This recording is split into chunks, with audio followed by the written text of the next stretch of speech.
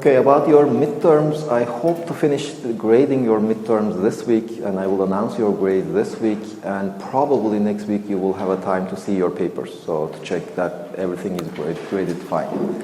Now, there are a couple of common mistakes in the exam. Now, one of them is, if you remember, there was this question about throwing this. I mean, you release an object, it accelerates at 9.8 meters per second squared, and then you throw it. What is the new acceleration? Now, there are a significant of you just said that either less than or larger than. So basically, the problem here, I think, is that when we look at the Newton's second law,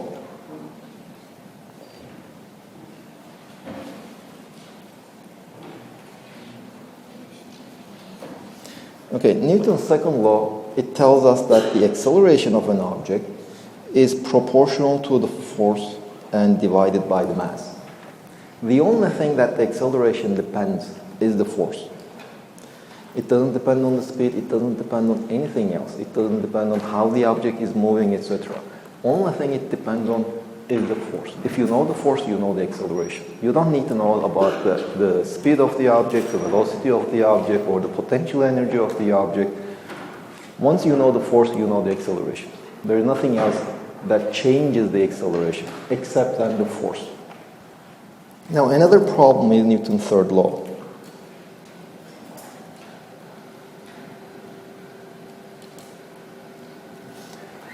Now, this is basically, if you remember the question where we had the locomotive pushing or pulling the wagons. Now, the third law says that the forces are always form action-reaction pairs.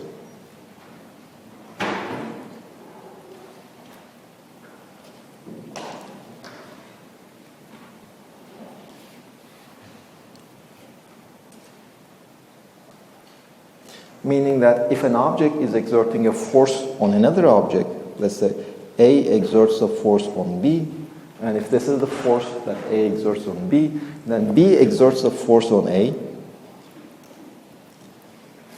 with the same, exactly the same magnitude and opposite in direction. This is always the case. This is not a choice. You cannot choose not to exert this force. For example, if you push your friend with 30 newtons, and you can say that, okay, my friend didn't push me, I pushed him, but it doesn't work that way. If you exert a force on your friend with 30 newton, your friend doesn't have any choice in that. He or she will be exerting a force of 30 newtons on you. It cannot change.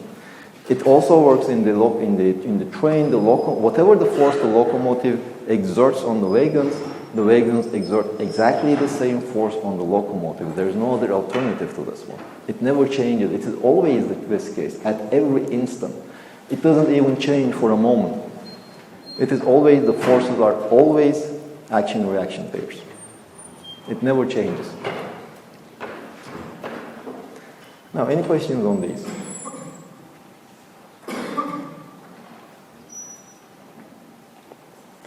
Okay, another common mistake was in the third question where we had these two masses. We had this mass M1, the mass M2, and there is this force acting on the second mass. Okay, one thing is, this force is acting only and only on M2. It is not acting on M1. So you can just imagine that we have this book, there is this load on the book, and I'm pushing the book. I'm not pushing the load. So there's no force acting on M1. So if you draw the free body diagram of M1, there is the weight,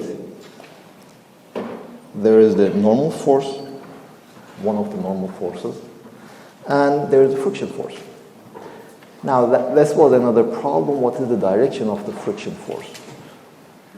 Towards the left or towards the right? You see, the only horizontal force acting on M1 is the friction force. And it will cause it to accelerate in the forward direction. So the friction force acting on M1 is in the forward direction. Now, you seem to be getting confused about this statement that the friction force is always opposes the motion. Now, here, for example, one problem is that, okay, so there is this friction force that mass 2 exerts on mass 1.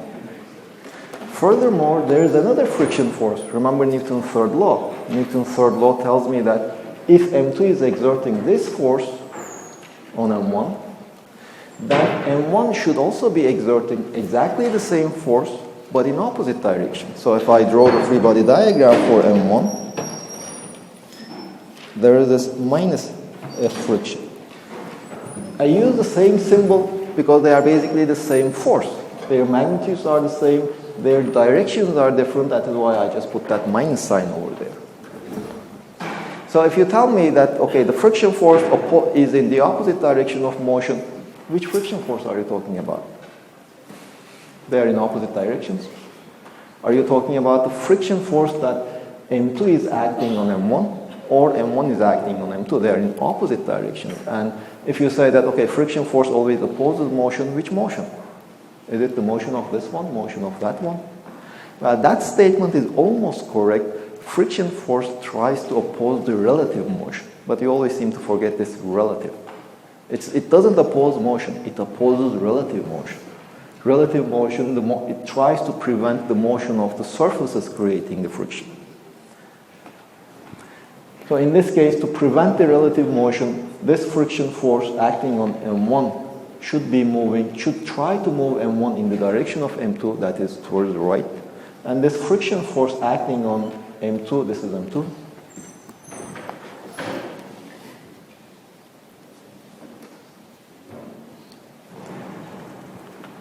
The friction force acting on M2 will try to reduce the speed of M2 so that they will be more or less moving at the same speed. So it's in this direction. Now, another common mistake are what are the other forces acting on this one? Well, there is the force that we exert. Now, this force is only on M2, not on M1. There is the other friction force. Let's call this prime. This friction force is due to the ground. So it doesn't act on M1. Only M2 is touching the ground, so this friction force only acts on M2. There is the normal force that the ground exerts on M2. Let me put it N prime because it's a different normal force. It is not this normal force, this is a different one. Well, we said that this N over here is exerted by M2 on M1. Again, Newton's third law tells me that there should be an opposite force acting on M2 by M1. So we have this minus N in that direction. There's also the weight. Let's say this is weight 1, the weight of the second one. For example, there is no weight of the first one acting on M2. This doesn't exist.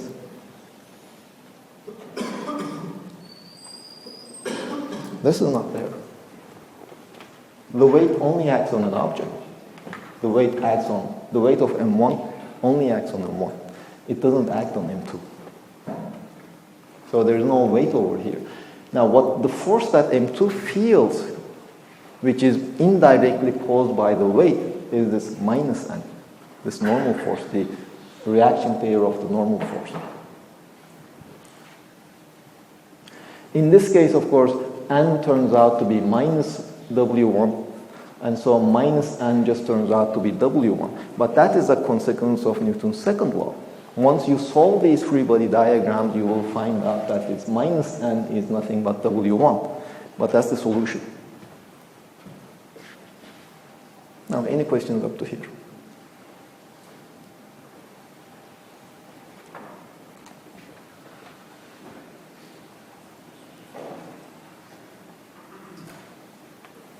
Come on, at least half of you should be objecting me now. No questions? Everything is clear why we don't have this W1 over there? Yes.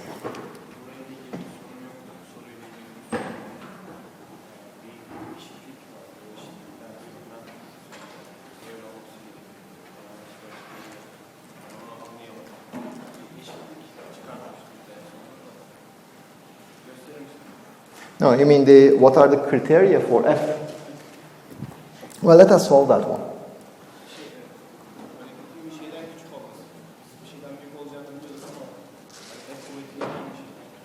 Well, you see, one part of the question was asking you what are the criteria for F such that M1 doesn't slide over M2 and both systems are moving.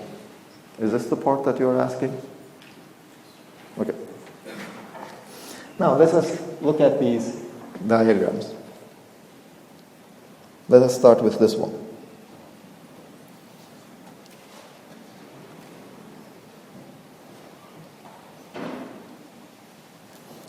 Okay, let us choose the coordinate axis, x and y. So the friction force, well, I don't know if it is static or kinetic friction, so I have no idea about the magnitude of the friction force. So I can just leave it like that. F friction in the x direction. The normal force is, I don't know the magnitude, N in the y direction. Weight is minus mg in the in the y direction. Now this F friction, if it is static, then we know that this is less than or equal to mu s times n. If static. And the friction force is equal to mu k times n if kinetic. But I don't know. We don't know the magnitude yet. Without additional information that will come in the previous parts, we don't know whether it is equal to this one or less than or equal to this one. Even if it is static, it doesn't have to be equal to this one. That is the maximum value. So the total force acting on my object, just the sum of all these, which is N minus mg in the y direction, plus the friction force in the x direction. This is the total force. And again, Newton's second law tells me that this should be equal to m1 times a1 in the x direction. So I have two equations basically.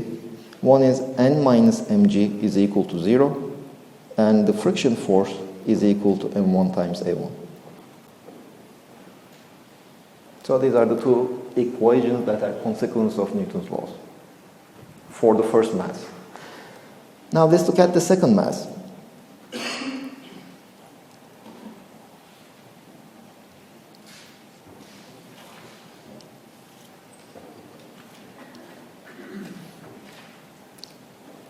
Well, I have some more forces over here. Let's see, N prime is N in the y direction. These are the directions that I had chosen. And F is F in the x direction. F friction we had already defined. I will use the same definition. It's the same force. We know friction force. F friction prime, let us just write it minus F friction prime in the x direction. And what else we have? N is already, no, this is N prime. N is N in the y direction. And W2 is minus M2G in the y direction. So any questions on these forces? So we identify the components of the forces. Now we can add them. The total force will be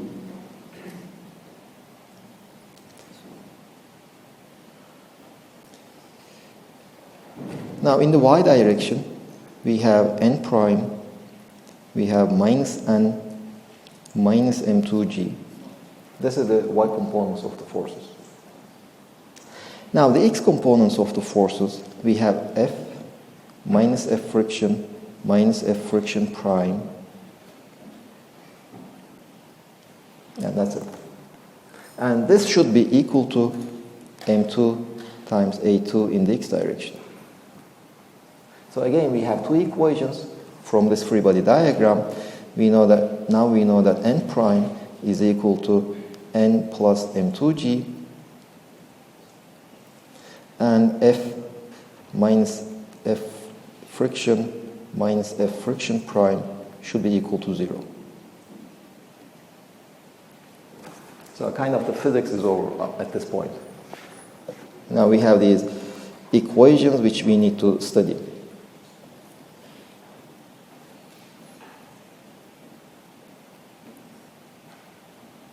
So these are two of them. And these are the other two.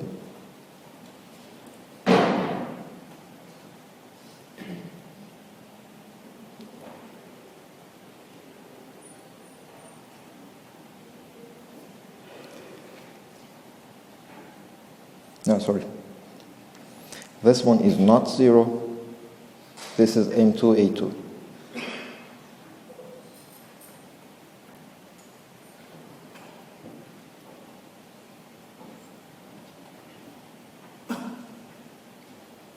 Now, up to this point, I don't know if the frictions are static or kinetic. I don't know if A1 is equal to A2 or not. So if A1 is equal to A2, then the whole thing will be moving together. And then I have static force between the two masses and kinetic between the M2 and the ground if the acceleration is non-zero. So in the question it asks me, the whole thing should be moving. So it is moving, it means that A2 is non-zero. The acceleration of the second mass is non-zero. They are not sliding. M1 is not sliding over M2. That tells me that A1 should be equal to A2. If they are not sliding, that means their relative position is not changing. If their relative position is not changing, their relative velocity is always the same. If their relative velocity is always the same, it means their acceleration should be equal. This is why we have these conditions for this part only.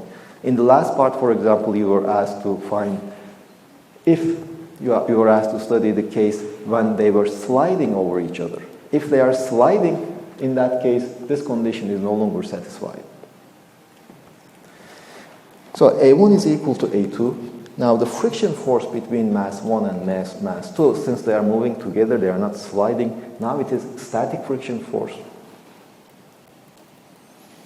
This is static. And the friction force between the ground and mass 2 is kinetic.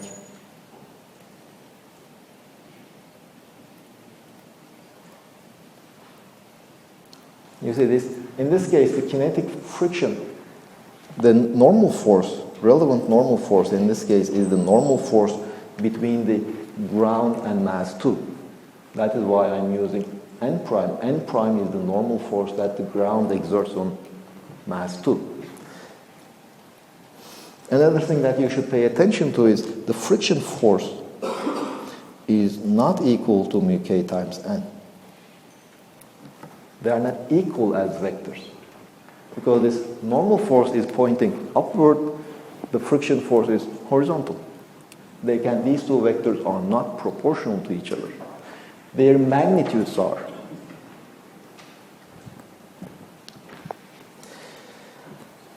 So if the accelerations are equal, what do I know? I know that from the first equation, n is equal to mg. The third equation tells me that n prime should be equal to, now this m1g. N prime is m1 plus m2g. Now what I will be trying to find is this friction force, the static friction force. What is that static friction force? Because there is a maximum value of the static friction force. And if the required static friction force is less than the maximum value, in that case I can have these conditions. These conditions can be satisfied in a consistent manner. That's what I will be trying to do. Find the static friction force in terms of the other parameters, and I already know its maximum value. So that should be less than the maximum value. That will give me one criteria. So, what do I know? Okay, with these two solutions, I already solved the first and the third equations. I need to solve the second and the third equations.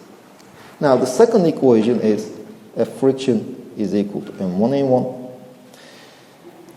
The last one is F minus F friction. Now, F friction prime, I already know it is mu k. M1 plus M2g.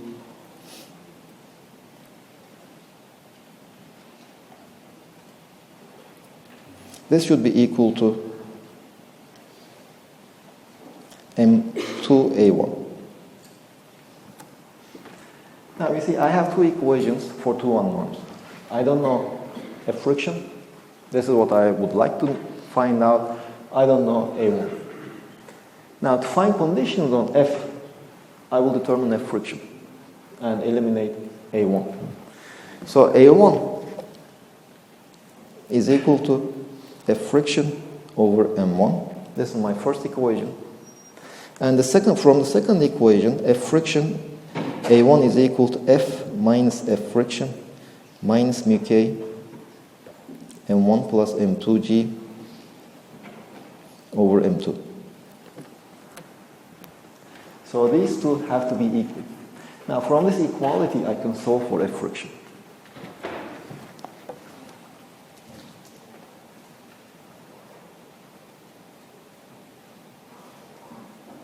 This is the equation that I need to solve now.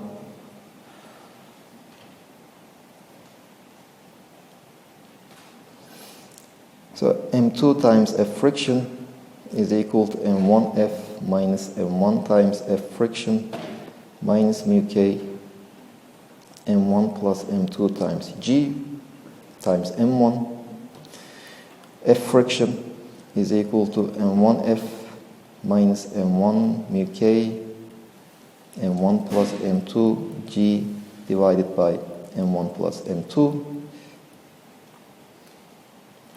or M1 over M1 plus M2 minus M1 mu K G. F. Now this is the necessary friction force between the two masses so that they do not slide. If, for example, if the force is too large, what will happen is basically, if you exert a very large force, the friction force between my mass 2 and mass 1 will not be sufficient to give the same acceleration to the above mass, to the mass M1. So you see here that if F is too big, then we need a very large friction force between the two surfaces, but there's a maximum value for this static friction force. And if that maximum value is below what is necessary, then the two masses will slide. We don't want the masses to slide. So this friction force should be less than mu s times the normal force, which we have already calculated to be M1 times G. So this is one condition on F. So F should be small enough so that it satisfies this criteria. Now there is another criteria though. We don't want, and there are two things we want. They shouldn't slide on top of each other. Secondly, they should start moving.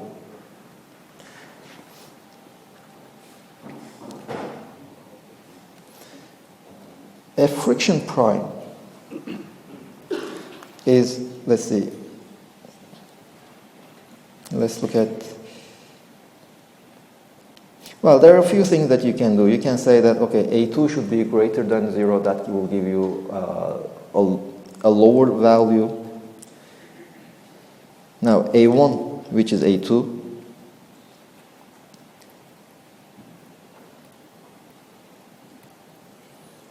A1, which is equal to A2, we know that this is a friction over M1.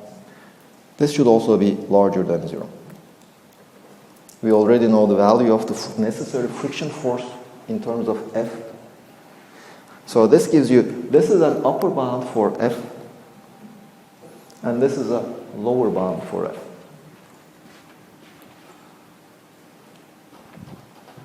Of course, there are the one thing will be, should you take the static friction between the ground and the mass, or the kinetic friction between the ground and the mass?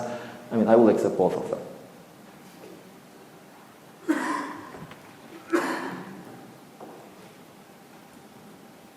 Any questions?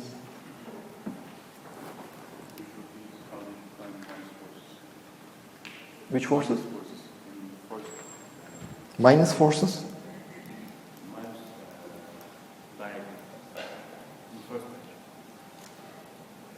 These ones? Now, if you consider M2, there are two friction forces acting on it. One is the friction, because there are two surfaces, two different surfaces in contact with something else. One is the M2 is in contact with the ground, so there will be a friction force, which I denoted by a friction prime. There will be also a friction force between M1 and M2. Okay. Now, if you want, you can just show it as a different force, double prime. But this F friction, this one, and this F friction double prime, they just form action-reaction pairs. So F friction double prime is equal to minus F friction. Well, the same thing you can do for the normal force. This N and N double prime are just action-reaction pairs. So I just use the Newton's third law here. And some of you had just wrote N is equal to M1G. N is equal to M1G, but you don't know that in advance. If you are only trying to identify the forces, you don't know that N is equal to M1G. N is equal to M1G because of Newton's second law applied to this particular case. In some other cases, N might have a different value. In this problem, it just turned out to be equal to M1G.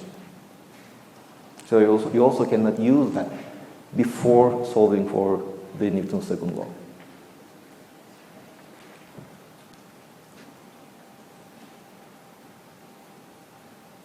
Any other questions?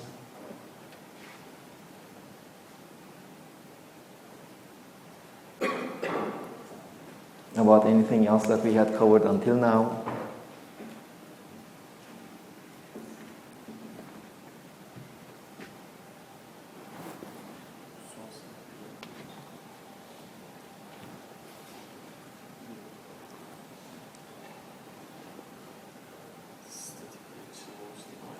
Yes.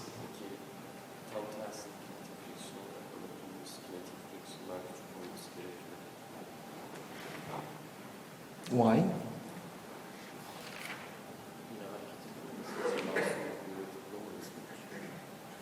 Well, you see, this is the force necessary. I don't know if this friction force, static friction force is less than, static friction force is always larger than kinetic friction force.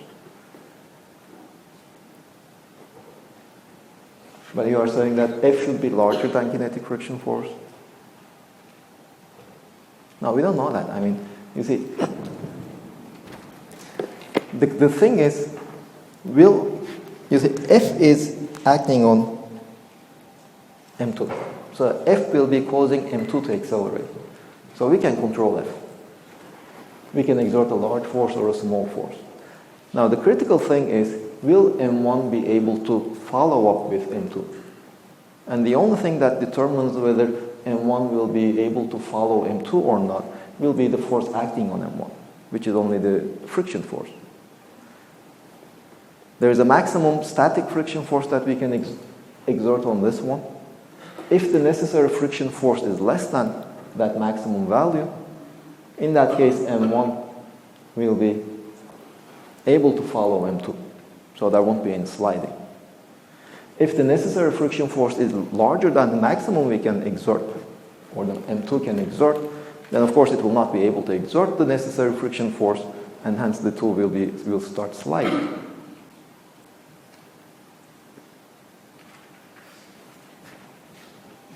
Other questions?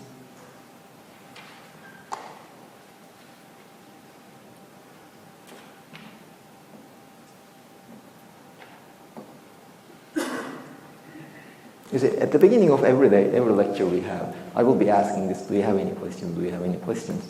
Some of you just don't ask because thinking that your questions are just like 1 month on the subject that we covered several weeks ago. But this is your chance to ask it now in the class. So if you have any questions about the things even we covered, let's say 1 month ago, you can ask now. Yes.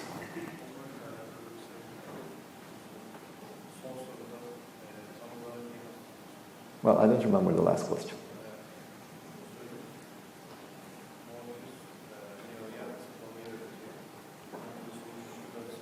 Okay.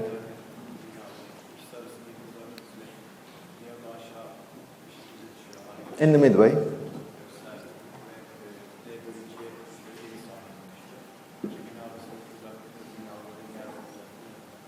Okay. So you were asked the separation of the building between the buildings, no? No, this is the motion of nail. Well, you can make approximations, whichever approximation you like.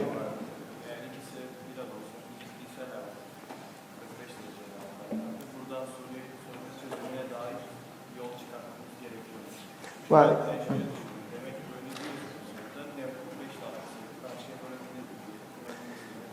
no, they will try to jump between the buildings. So if you are trying to jump through the buildings, you will jump with 45 degrees.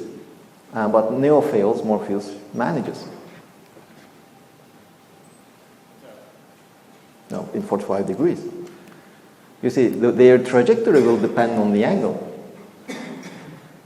So you are not given the angle. So you have to make some judgment on your own.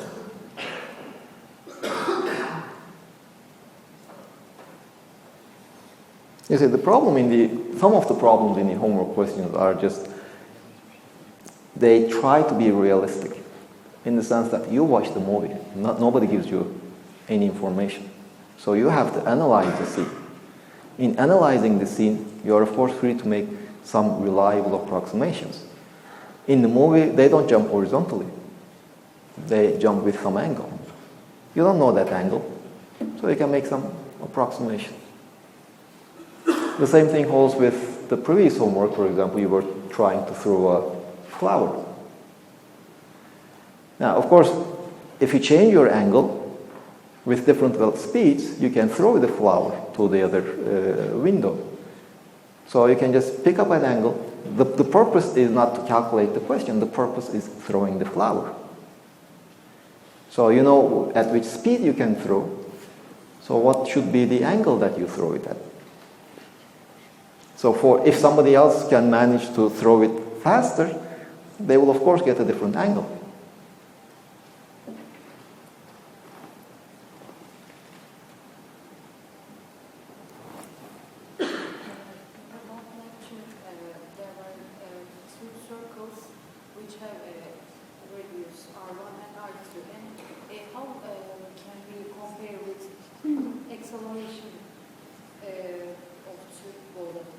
Well, we can discuss that when we study rotations.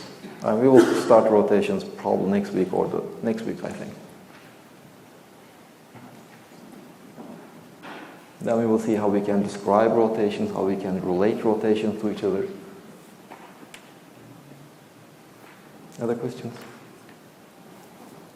Hocam ben bu sınavda 4. soruda tam olarak anlamadım şimdi. Emniyet kemerini buradan geçirmekle çocuğun üzerinden geçirme parasını nasıl bir yani değişiyor. What is exerting the force on the grandparent? The seat belt or the baby? That makes a huge difference. Okay. Any questions about the potential energy, the things that we were discussing last week?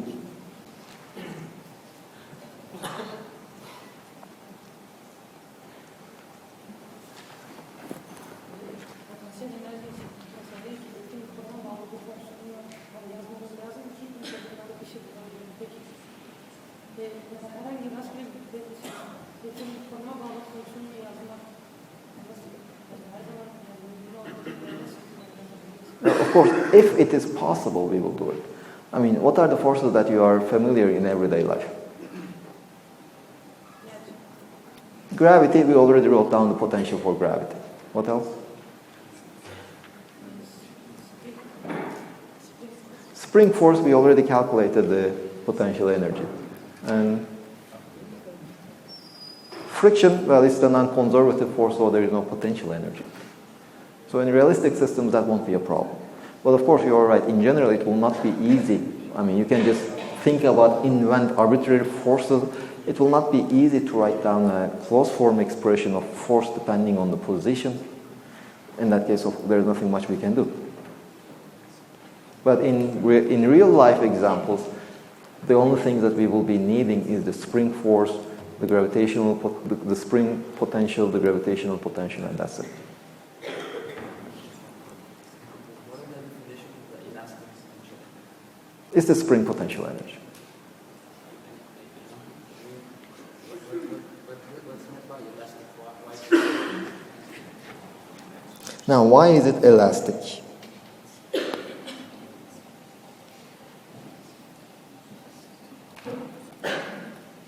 Have you seen Taylor expansion?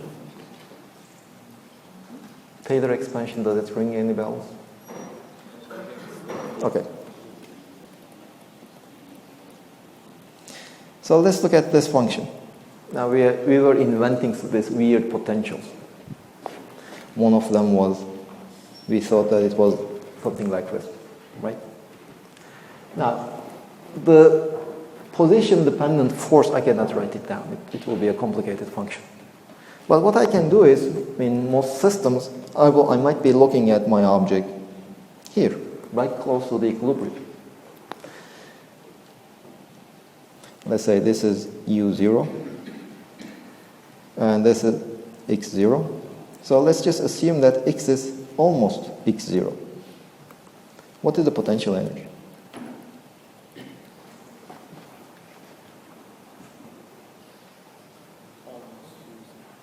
Almost U0. Or I can choose, let's say, another point over here, X1. If X is almost X1, then U of X will be, let's call this value U1. Okay, the easiest answer that comes up to your mind. What is the potential energy of any point very close to X1? U1. Now, of course, if X is not exactly equal to X1, but let's say it deviates from X1 by something of the order of 10 to the power minus 6, the value of the potential will probably deviate from that with a value of 10 to the power minus 6. If that is very small, much smaller than your experimental precision, then you can live up with this approximation. This is good enough. Now let's suppose that you want to find the potential at this point. X. Let's call it X2. What is the potential energy at X2? And let's assume that you know your potential at the point X1 is U1, and you also know the derivative at the point X1. Let's just call it F1. What is the value of your potential energy at this point? Approximately. You don't have to be exact. Just approximately. Well, approximately what you can do is, you see, if you look at this graph, it is almost a line in that region. So if I draw a line that passes through X1 and is tangent to my curve, you see this point is already on my line, on my tangent. That is how I define my tangent. But this point is also almost on my tangent line. So instead of assuming this weird shape for my potential, very close to X1, I can just say that my potential is almost a line.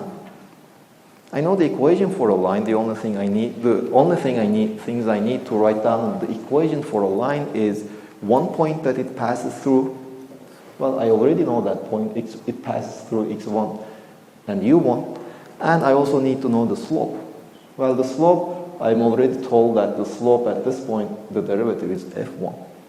So I know the equation for this line.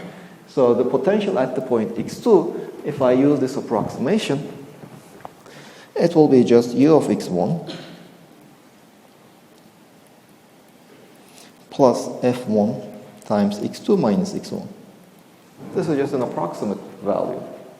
But for most practical purposes, if your measuring apparatus is not very precise, this will be good enough, of course, assuming that X2 doesn't go too far.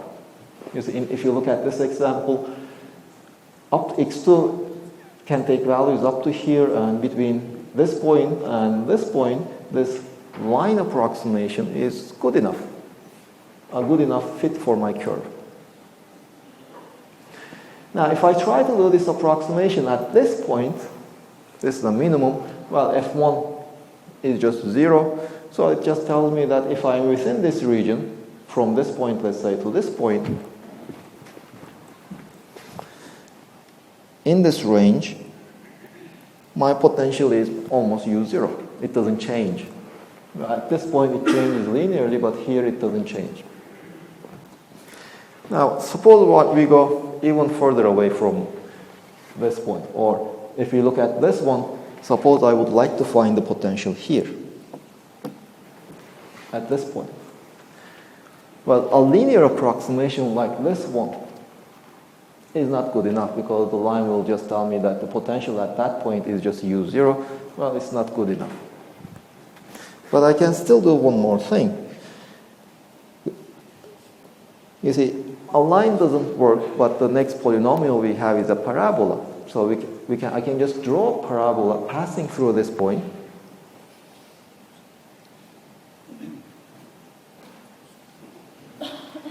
This is a parabola. Well, it's in this region, well, let's say from here to here, from here up to this point, within this region, a parabola works almost perfectly. I don't need to know the exact shape of this line, this is my potential energy, but it's enough for me to know, let's say, the first derivative, and for the parabola I also need the second derivative. Let's say u of x0 is u0, u prime at x0, let's call it f0, u double prime at x0 is, let's say, a0, or 1 over 2k0. Just k0. So the parabola that passes through this point and has the same values of the derivatives is nothing but u of x is approximately u0 plus f0 times x minus x0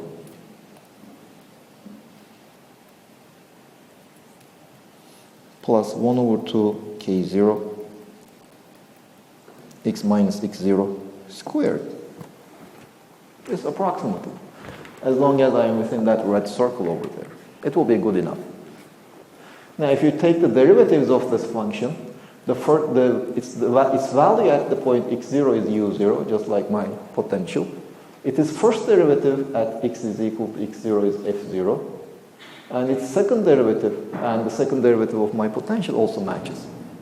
Now, of course, if you want to calculate the potential at points even further away, you can just continue doing this expansion. And in fact, u of x can be written as u at the point x0 plus its derivative at the point x0 times x minus x0 plus its second derivative at x0 times x minus x0 squared over 2 factorial, all the rest. Here, un is the nth derivative of u of x evaluated at x is equal to x0. Or u of x we can always write as u of n at x0 times x minus x0. Okay, you will see this expansion. I mean, we won't need this expansion. I'm just so that you have heard of it. This is what we call the Taylor expansion. If you know the derivatives of a function at a given point, then you actually know the function at every point. Now let's come back to this expansion, to this order. If we are at this point, you see, f0 is already 0 because it's the minimum point. So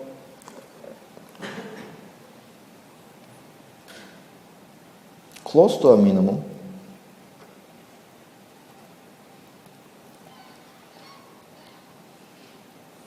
u of x is equal to u0 plus 1 over 2 k x minus x0 squared.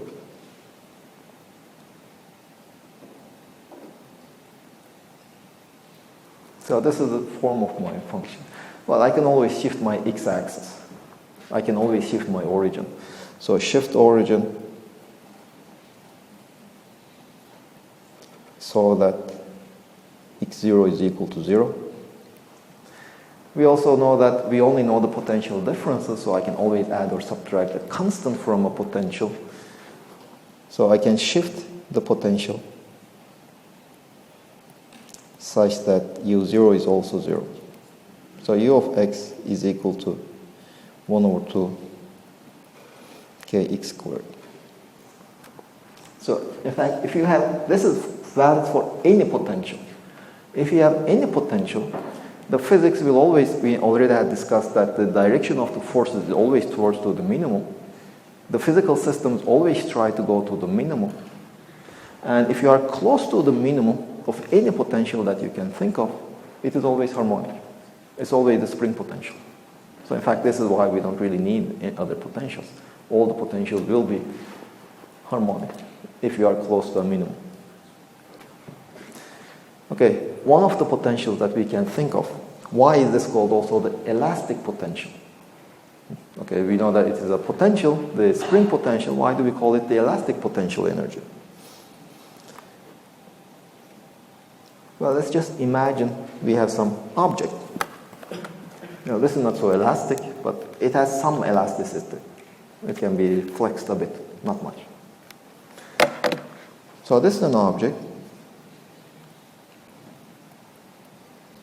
Well, it's made up of atoms.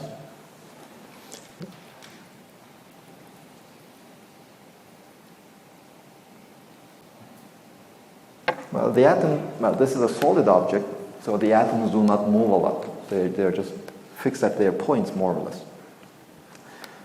So what fixes them at that point?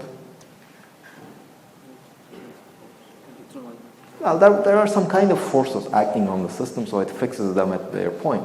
Well, they're not moving around. If I displace them slightly, they just stay there. So they are at the stable points of some potential. What kind of a potential? Well, I don't know. I don't care. I know that close to the equilibrium point, the potential is harmonic. So what happens if we deform it? Suppose we exert an external force.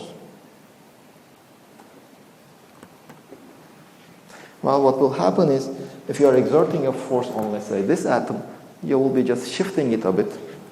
It will shift here.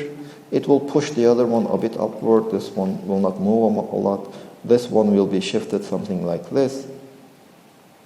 These will be the new points, new locations. Well, by exerting this force, you are doing some work, and that work is converted into the internal energy of this material. What kind of internal energy? Well, this potential energy. So each one of the a few of the atoms will be displaced slightly from the equilibrium. So there is this potential energy stored. Well, this is what we call the elasticity of material. So any object, if you just push it, it will be deformed slightly. That is what we call the elasticity. And by deforming, you are basically storing some potential energy, internal energy, giving internal energy to the system in the force of a spring potential energy. So that's why we also call the spring force elastic force.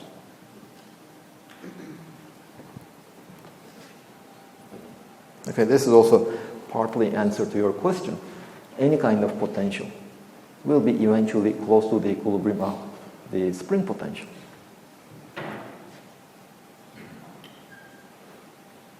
Other questions?